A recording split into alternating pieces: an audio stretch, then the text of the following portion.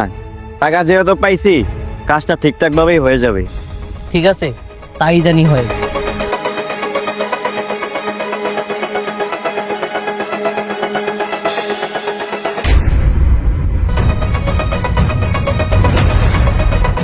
কি ও আমাকে মারার জন্য টাকা দিছে? জি ম্যাডাম। আচ্ছা ঠিক আছে, বিষয়টা আমি দেখতেছি।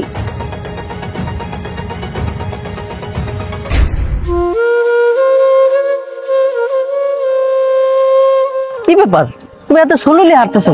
আচ্ছা চলো না, আজকে আমরা একটু ঘুরতে যাই। বাবু, আজকে না আমার ভালো লাগতেছে না, চলো না আমরা বাসায় চলে যাই। আরে কি বলো, চলো আমরা সামনের দিকে হাঁটি, আসো।